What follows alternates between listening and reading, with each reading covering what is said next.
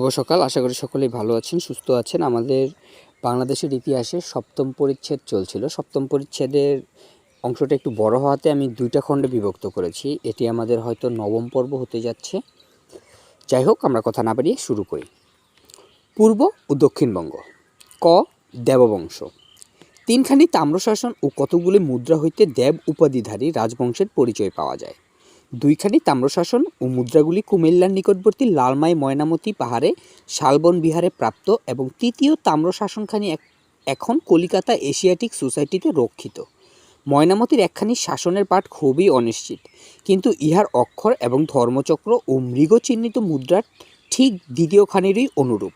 এই দ্বিতীয় তাম্রশাসনখানির সম্মুখ দিকে রাজা শ্রী আনন্দদেবের দানপত্র ও পশ্চাৎ দিকে তাহার পুত্র ও উত্তরাধিকারী রাজা ভবদেবের সম্মতিসূচক জ্ঞাপন। তৃতীয় তাম্রশাসনখানি রাজা ভবদেবের দানপত্র এবং দেবপর্বতে অবস্থিত জয়স্কন্দা বার হইতে প্রদত্ত। এই তাম্রশাসনগুলি হইতে নিম্নলিখিত রাজগণের নাম পাওয়া যায়: শ্রী শান্তিদেব, শ্রী বীরদেব, শ্রী আনন্দদেব, শ্রী ভবদেব। ইহাদের প্রত্যেকেরই পরম সৌগত, পরম ভট্টারক, পরমেশ্বর এবং মহারাজাধিরাজ উপাধি হইতে অনুমান করা যায় যে ইহারা স্বাধীন রাজা ছিলেন। তাম্রশাসনগুলিতে যে সমুদয় স্থানের নাম আছে তা হইতে বোঝা যায় যে এই বংশ সমতটে রাজত্ব করিতেন। পরমেশ্বর পরম ভট্টারক মহারাজাধিরাজ ভবদেব দেবপর্বত জয়স্কন্ধাবার হইতে এই শাসনখানি দান করিয়াছিলেন। দেবপর্বত কুমিল্লার পশ্চিমে গোমতী নদীর একটি শাখা নদী ক্ষীরুদার তীরে অবস্থিত ছিল। ক্ষীরুদার বর্তমান নাম ক্ষীরা অথবা ক্ষীরনাই এবং ইহার শুষ্ক খাত এখনও বিদ্যমান। এই গোমতী নদী ময়নামতি পাহাড়ের পূর্ব দিক হইতে আসিয়া ইহার দক্ষিণ দিক ঘুরিয়া পশ্চিম দিক হইতে প্রবাহিত আর একটি শাখা নদীর সহিত মিলিত হইয়াছে। নদীবেষ্টিত ময়নামতি পাহাড়ের দক্ষিণেই পার্বত্য দুর্গ দেবপর্বত অবস্থিত ছিল। ইহা যে সমতটের রাজা রাতবংশীয় জীবনধারণ রাত ও তাহার পুত্র শ্রীধারণ রাতের রাজধানী ছিল তাহা পূর্বে বলা হইয়াছে, এবং সম্ভবত ইহাই দেববংশের রাজধানী ছিল। এই শক্তিশালী রাজবংশ বৌদ্ধ ধর্মাবলম্বী ছিলেন, কিন্তু ইহার সম্বন্ধে আর কোনো বিবরণ জানা যায় না। সম্ভবত গোপালের পূর্বে মার্শনের কালে অথবা দেবপালের পরবর্তী দুর্বল পাল রাজগণের সময়েই দেববংশীয় রাজগণ পূর্ববঙ্গে একটি স্বাধীন রাজ্য প্রতিষ্ঠা করিয়াছিলেন। এই অঞ্চলে কান্তিদেব নামে আরও একজন রাজা রাজত্ব করিতেন। ইনি সম্ভবত পূর্বোক্ত দেববংশীয় রাজগণের পরবর্তী, কিন্তু তাহাদের সহিত ইহার কোনো সম্বন্ধ ছিল কিনা তাহা জানা যায় না। পরম সৌগত পরমেশ্বর মহারাজাধিরাজ কান্তিদেব হরিকেলে রাজত্ব করিতেন। তাহার রাজধানীর অথবা এক প্রধান নগরীর নাম ছিল বর্ধমানপুর। হরিকেল বলিতে সাধারণত পূর্ববঙ্গ বোঝায়, কিন্তু ইহা শ্রীহট্টের নামান্তর রূপেও ব্যবহৃত হইত। সুতরাং কান্তিদেবের রাজ্য কোথায় এবং কত দূরে বিস্তৃত ছিল বলা যায় না। যদি বর্ধমানপুর সুপরিচিত বর্ধমান নগরী হয়, তা হইলে বলিতে হইবে যে কান্তিদেবের রাজ্য পশ্চিমবঙ্গেও বিস্তৃত ছিল, কিন্তু ইহা সম্ভবপর মনে হয় না। কান্তিদেবের পিতা এক শক্তিশালী রাজার বিন্দুরতী নাম্নী কন্যাকে বিবাহ করিয়াছিলেন। বোধ করি ইহাই তাহার সৌভাগ্যের মূল, কারণ তাহার পিতা বা পিতামহ রাজা ছিলেন বলিয়া মনে হয় না। তাহার পিতার নাম ধনদত্ত ও পিতামহের নাম ভদ্রদত্ত। ভদ্রদত্ত সম্বন্ধে বলা হইয়াছে যে তিনি শত্রুগণকে পরাজিত করিয়াছিলেন। কান্তিদেব কোন সময়ে রাজত্ব করিয়াছিলেন তাহা সঠিক নির্ণয় করা যায় না। কান্তিদেব বৌদ্ধ ছিলেন। তাহার বংশধরগণের সম্বন্ধে এই পর্যন্ত কিছুই জানা যায় না। খ. চন্দ্রবংশ। কান্তিদেবের পরে প্রবল পরাক্রান্ত চন্দ্রবংশ পূর্ব ও দক্ষিণবঙ্গে রাজত্ব করিতেন। এই বংশের প্রথম দুইজন রাজা পূর্ণচন্দ্র ও তাহার পুত্র সুবর্ণচন্দ্র রোহিতাগিরিতে রাজত্ব করিতেন। ইহা সম্ভবত বিহার প্রদেশের শাহাবাদ জেলার অন্তর্গত রোটাসগড়েরই প্রাচীন নাম। পরবর্তীকালে এই বংশীয় রাজাদের রাজধানী ছিল কুমিল্লার নিকটবর্তী ক্ষীরদা নদীর তীরে পূর্বোক্ত দেবপর্বত নামক স্থানে। নলিনীকান্ত ভট্টশালীর মতে রোহিতাগিরি লালমাই বা লালমাটির সংস্কৃত নাম, কিন্তু এই বংশীয় রাজা শ্রীচন্দ্রের তাম্রশাসনে এই ক্ষুদ্র পাহাড়টি লালম্বী বলিয়া উল্লিখিত হইয়াছে। সুতরাং শ্রী দীনেশচন্দ্র সরকারের মতে লালমাইয়ের সহিত রোহিতাগিরির অভিন্নতা সম্বন্ধে কোনো প্রশ্নই ওঠে না। কিন্তু অসম্ভব নহে যে লালম্বী লালমাই শব্দেরই বিশুদ্ধ সংস্করণ। রোটাসগড় রোহিতাশ্বগিরি হইতে উদ্ভূত রোহিতাগিরি ও রোহিতাশ্বগিরির অভিন্নতাও সংশয়ের অতীত নহে। সুতরাং রোটাসগড়ে যে রোহিতাগিরি ইহাও নিঃসংশয়ে গ্রহণ করা যায় না। লালমাই পাহাড়টি কুমিল্লার 5 মাইল পশ্চিমে অবস্থিত। ইহার দৈর্ঘ্য প্রায় 11 মাইল এবং উচ্চতা গড়ে 30 ফুট, যদিও 100 ফুট উচ্চ চূড়াও কয়েকটি আছে। এখানে চন্দ্রবংশের কয়েকটি তাম্রশাসন পাওয়া গিয়াছে, রাজধানী দেবপর্বত যে ইহার উপরে অবস্থিত ছিল তাহা পূর্বেই বলা হইয়াছে। উড়িষ্যার 2 জন রাজার তাম্রশাসনে তাহাদের পূর্বপুরুষের ভাসভূমি রোহিতাগিরি উল্লেখ করিয়াছেন। সুতরাং ভট্টশালীর মতটি একেবারে ভ্রমাত্মক বলা যুক্তিসঙ্গত নহে। যাহারা রোহিতাগিরি ও রোটাসগড় অভিন্ন মনে করেন তাহারা বলেন এই বংশের রাজগণ পাল রাজগণের অধীনস্থ সামন্ত রাজা ছিলেন। পালগণের অধীনস্থ সামন্ত রাজা বা সৈনিক কর্মচারী হিসাবেই বঙ্গদেশে আগমন করেন এবং পাল রাজগণের গৃহবিবাদ ও দুর্বলতার সুযোগে পূর্ববঙ্গে রাজ্য প্রতিষ্ঠা করেন। আব্দুল মমিন চৌধুরী ইহার প্রতিবাদ করিয়া বলেন যে লালমাই পাহাড়ে চন্দ্র রাজগণের 3খানি তাম্রশাসন পাওয়া গিয়েছে এবং এই বংশের প্রথম শক্তিশালী রাজা ত্রৈলোক্যচন্দ্র হরিকেলের রাজার অধীনে ছিলেন বলিয়া বর্ণিত হইয়াছে। সুতরাং লালমাই পর্বত অঞ্চলের রোহিতাগিরিতেই চন্দ্রবংশের রাজ্য ছিল, ইহাই সঙ্গত মনে হয়। তাহার মতে এই চন্দ্রবংশীয় রাজাদের সহিত আরাকানের চন্দ্রবংশের সম্ভবত নিকট সম্বন্ধ ছিল। এই বঙ্গের রাজবংশের প্রতিষ্ঠাতা পূর্ণচন্দ্র সম্বন্ধে বলা হইয়াছে যে তাহার নাম বহুদেব মূর্তির পাদপীঠে উৎকীর্ণ লিপিতে জয়স্তম্ভের গাত্র এবং তাম্রশাসনে ক্ষুদিত আছে। আরেকখানি তাম্রশাসনে বলা হইয়াছে যে তাহার নির্লজ্জ শত্রুগণ পরাজিত হইয়া তাহারই সৈন্যগণের পদুত্থিত ধূলি নির্মিত ছত্রতলে আশ্রয় গ্রহণ করিত। অসম্ভব নহে যে পূর্ণচন্দ্র পালগণেরই সামন্তরূপেই এই সকল সামরিক বিজয়যাত্রা করিয়াছিলেন। তাহার পুত্র সুবর্ণচন্দ্র সম্বন্ধে বলা হইয়াছে যে তিনি বৌদ্ধ ধর্ম অবলম্বন করেন। সুতরাং পূর্ণচন্দ্র বৌদ্ধ ছিলেন কিনা ইহাই সঙ্গত অনুমান।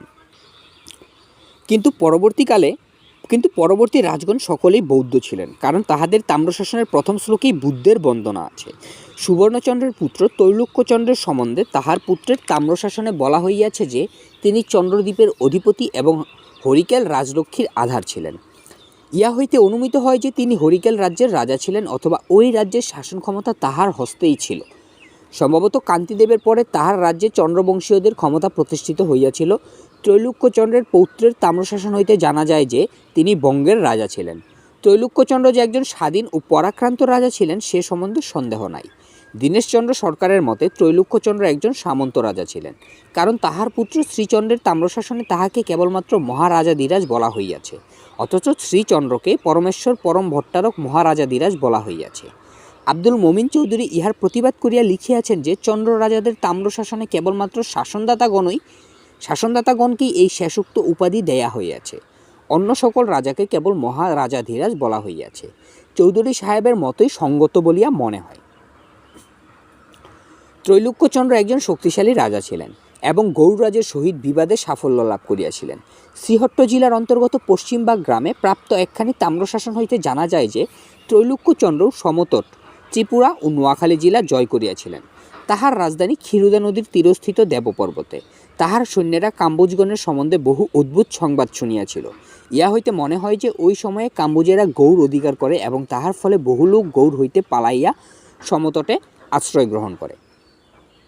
পূর্বোক্ত 41 পৃষ্ঠাতে রাজবংশ ও ভবদেবের প্রসঙ্গে বলা হইয়াছে যে ক্ষীরোদা নদী পরিবেষ্টিত দেবপর্বত এই বংশের এবং এই সময়ে সমতটের রাজধানী ছিল। ত্রৈলোক্যচন্দ্র সম্ভবত এই বংশের অধিকৃত সমতট রাজ্য জয় করেন। ইহাও অসম্ভব নহে যে গৌড়ের কাম্বোজ রাজগণের সহিত বিবাদই তাহার তাম্রশাসনে উল্লিখিত হইয়াছে। পশ্চিমবাগ তাম্রশাসনের 8ম শ্লোকে ত্রৈলোক্যচন্দ্রের দিগ্বিজয় বর্ণিত হইয়াছে। তাহার বিজয়ী সৈন্যেরা বঙ্গদেশের কৃষ্ণশিখরিণ গ্রামের বিখ্যাত দধিভোজন ও বিন্ধ্য পর্বতের সুরুঙ্গা নদীর জল পান করিয়া কাবেরী নদী ও মলয় পর্বত পর্যন্ত অগ্রসর হইয়াছিল। ইহার মূলে কোনো ঐতিহাসিক সত্য নাই, তবে ইহা হইতে অনুমান করা অসঙ্গত হইবে না যে ত্রৈলোক্যচন্দ্র একজন পরাক্রান্ত স্বাধীন রাজা ছিলেন। এই তাম্রশাসনে ত্রৈলোক্যচন্দ্রের রানী কঞ্চিকার উল্লেখ আছে। অন্যান্য তাম্রশাসনে এই রানীর নাম কাঞ্চনা। ত্রৈলোক্যচন্দ্রের পরে তাহার পুত্র শ্রীচন্দ্র রাজা হন এবং পরমেশ্বর পরম ভট্টারক মহারাজাধিরাজ উপাধি গ্রহণ করেন। তাহার রাজধানী ছিল বিক্রমপুর।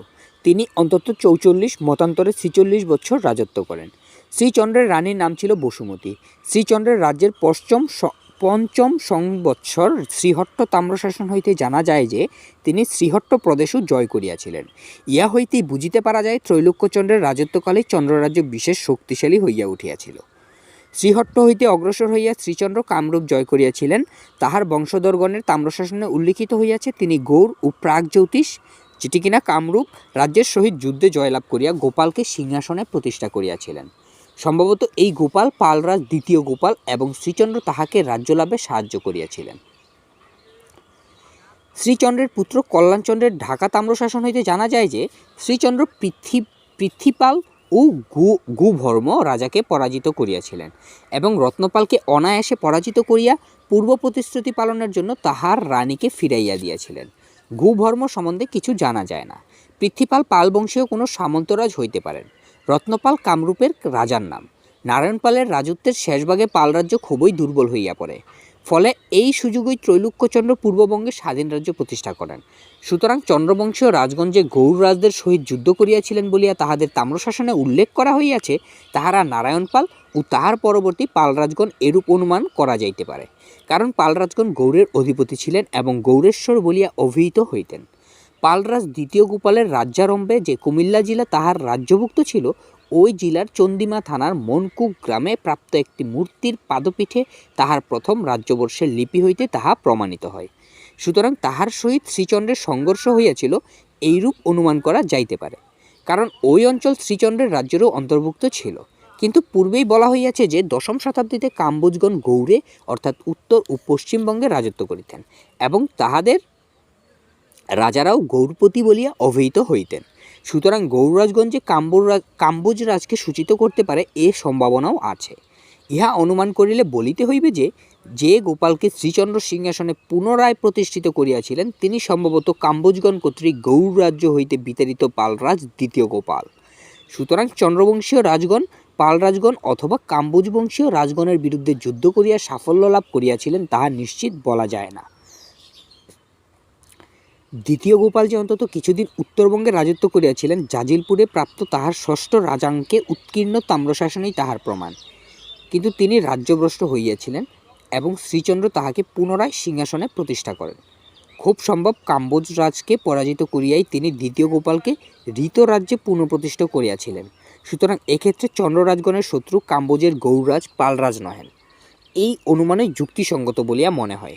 অবশ্য ইহাও অসম্ভব নহে যে শ্রীচন্দ্র নিজেই গোপালকে পরাজিত করিয়া তাহাকে পুনরায় রাজপদে প্রতিষ্ঠিত করেন। মোটের উপর শ্রীচন্দ্র যে বাংলায় প্রাধান্য স্থাপন করিয়াছিলেন তাহা ধরিয়া লওয়া যাইতে পারে। শ্রীচন্দ্রের শ্রীহট্ট তাম্রশাসনে উক্ত হইয়াছে যে তিনি জবন, শক, হুন ও উৎকল দেশের যুদ্ধে তাহার বীরত্ব প্রদর্শন করিয়া রণদেবতাগণের সন্তোষ বিধান করিয়াছিলেন। ইহা কবির উক্তি বলিয়া গ্রহণ করিলেও শ্রীচন্দ্র যে একজন পরাক্রান্ত রাজা ছিলেন সে বিষয়ে সন্দেহ নাই। তাহার রাজ্যকালের 6খানি তাম্রশাসন এ যাবৎ কালে আবিষ্কৃত হইয়াছে। সবগুলি বিক্রমপুর জয়স্কন্ধাভার হইতে প্রদত্ত। ইহার একখানি শতট পদ্মাবতী বিষয়ের উল্লেখ আছে। খ্রিস্টীয় দশম শতাব্দীতেও যে পদ্মা নদীর অস্তিত্ব বজায় ছিল তাহার একটি বিশিষ্ট প্রমাণ। শ্রীচন্দ্রের মৃত্যুর পর তাহার পুত্র কল্যাণচন্দ্র রাজা হন এবং অন্তত 24 বছর রাজত্ব করেন।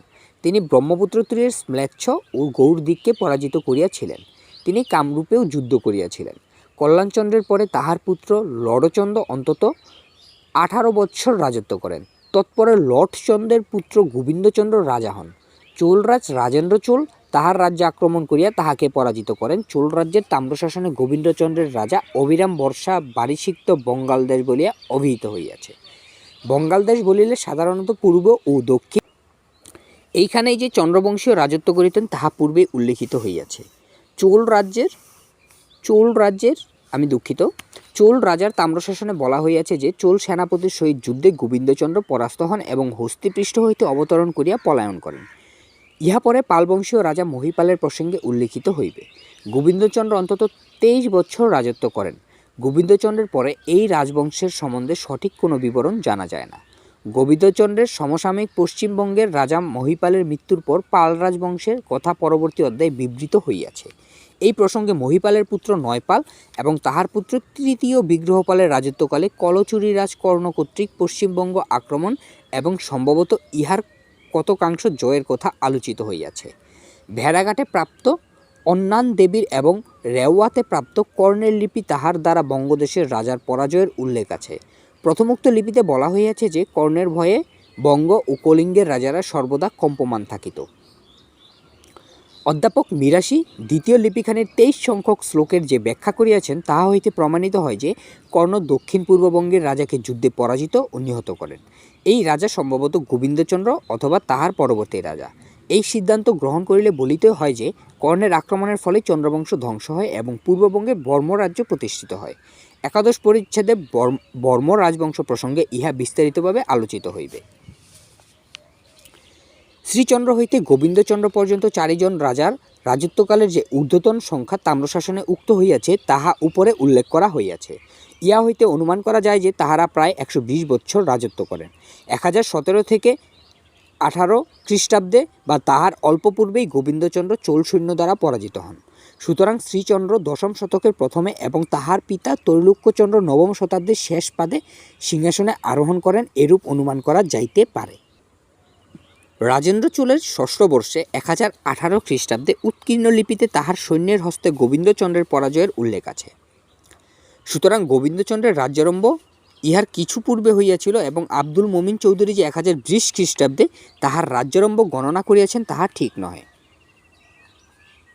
এই সমুদয় বিবেচনা করিলে চন্দ্রবংশীয় শেষ 5 জন রাজা আনুমানিক 875 হইতে 1035 মোটামুটি 160 বৎসর রাজত্ব করেন এরূপ বলা যাইতে পারে। গড়পড়তা 3 পুরুষের জীবনকাল 100 বৎসর ধরিলে ইহা খুব অস্বাভাবিক মনে হয় না। নারায়ণ পালের রাজত্বে 854 থেকে 908 খ্রিস্টাব্দে যে পাল সাম্রাজ্যের চরম দুরবস্থা ঘটিয়াছিল তাহা পূর্বেই উল্লিখিত হইয়াছে। সুতরাং পূর্ববঙ্গে চন্দ্রবংশের অভ্যুদয় যে পাল সাম্রাজ্যের পতনের ফল অথবা কারণ তাহা সহজে অনুমান করা যাইতে পারে। পাল সম্রাট মহিপাল পাল রাজ্যের লুপ্ত গৌরব পুনরায় উদ্ধার করেন এবং পূর্ববঙ্গ তাহার অধিকার প্রতিষ্ঠা করেন। মহিপাল লডহচন্দ্র ও গোবিন্দচন্দ্রের সমসাময়িক এবং ইহাদের কোনো বিজয় কাহিনী তাহাদের নিজেদের তাম্রশাসনে উল্লিখিত হয় নাই। সুতরাং মহিপালই যে চন্দ্রবংশের রাজাদের নিকট হইতে বঙ্গাল রাজ্য বা তাহার অংশ পুনরায় পাল সাম্রাজ্যের অন্তর্ভুক্ত করিয়াছিলেন এরূপ মনে করিবার যথেষ্ট কারণ আছে। আমি খুবই দুঃখিত, আসলে হিসি চলে আসছে, আমার একটু পানি খাওয়া দরকার। আমি খুবই আন্তরিকভাবে দুঃখিত, আমার একটু হিচকি চলে এসেছিল, যার জন্য আমি একটু পানি পান করলাম আর কি। যাই হোক, আমরা শুরু করি। পাল সম্রাট মহিপাল পাল রাজ্যের লুপ্ত গৌরব পুনরায় উদ্ধার করেন এবং পূর্ববঙ্গে তাহার অধিকার প্রতিষ্ঠা করেন। মহিপাল লডহচন্দ্র ও গোবিন্দচন্দ্রের সমসাময়িক এবং ইহাদের কোনো বিজয় কাহিনী তাহাদের নিজেদের তাম্রশাসনেও উল্লিখিত হয় নাই। সুতরাং মহিপালই যে চন্দ্রবংশের রাজাদের নিকট হইতে বঙ্গাল রাজ্য বা তাহার অংশ পুনরায় পাল সাম্রাজ্যের অন্তর্ভুক্ত করিয়াছিলেন এরূপ মনে করিবার যথেষ্ট কারণ আছে। মহিপালের তাম্রশাসনে উক্ত হইয়াছে যে তিনি অনধিকারী কর্তৃক বিলুপ্ত পিতৃরাজ্যের উদ্ধার সাধন করিয়াছিলেন। রাষ্ট্রকূটরাজ তৃতীয় গোবিন্দের তাম্রশাসনে পাল সম্রাট ধর্মপালকে বঙ্গাল রাজ বলিয়া অভিহিত করা হইয়াছে। লামা তারনাথের মতো পাল বংশের প্রতিষ্ঠাতা গোপাল বঙ্গাল দেশেই প্রথম রাজ্য প্রতিষ্ঠা করেন। অতএব বঙ্গাল পালগণের পিতৃরাজ্য ছিল এরূপ অনুমান করা যাইতে পারে। সুতরাং মহিপাল যে অনধিকারী চন্দ্রবংশ দ্বারা বিলুপ্ত পিতৃরাজ্য বঙ্গাল বা তাহারই অধিকাংশ পুনরায় অধিকার করিয়াছিলেন, সম্ভবত মহিপালের তাম্রশাসনের উক্তি ইহাই ইঙ্গিত করিয়াছে। মহিপাল সম্ভবত চন্দ্রবংশ একেবারে ধ্বংস করতে পারেন নাই। অবশ্য কেহ কেউ অনুমান করেন যে বর্মবংশীয় রাজগণে চন্দ্রবংশীয় রাজগণকে পরাজিত করিয়া তাহাদের রাজ্য অধিকার করেন। পাল সম্রাট নারায়ণ পালের রাজত্বের শেষভাগে ত্রৈলোক্যচন্দ্র স্বাধীন রাজ্য প্রতিষ্ঠা করেন।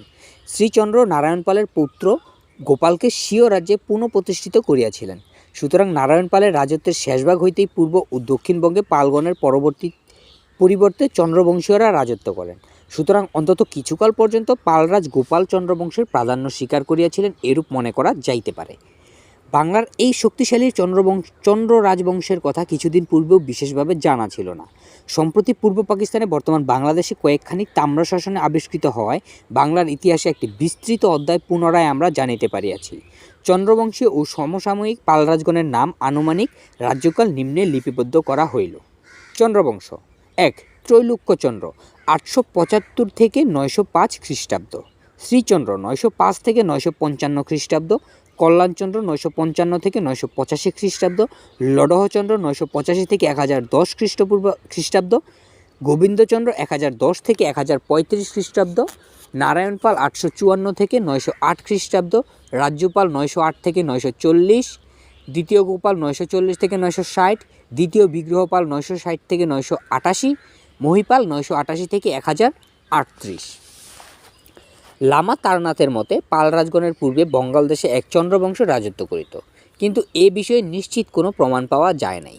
তবে পাল বংশের পূর্বে চন্দ্র উপাধিধারী প্রায় ২০ জন রাজা যে দক্ষিণবঙ্গের সন্নিহিত আরাকানে রাজত্ব করিতেন, মুদ্রা ও তাম্রশাসন হইতে তাহা নিশ্চিত জানা যায়।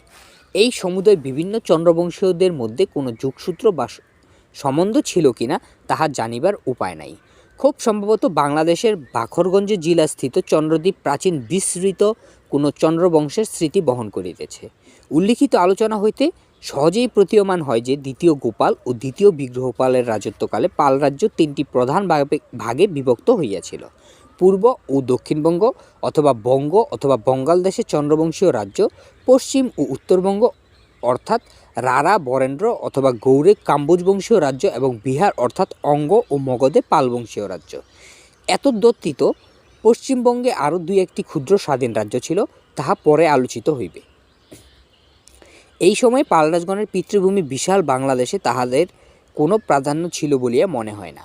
তবে রাজ্যপাল ও দ্বিতীয় গোপাল যে কিছুকালের জন্য উত্তর ও পূর্ববঙ্গের কোনো কোনো স্থানে অধিকার করতে সমর্থ হইয়াছিলেন, শিলালিপি ও তাম্রশাসন হইতে তাহা প্রমাণিত হয়।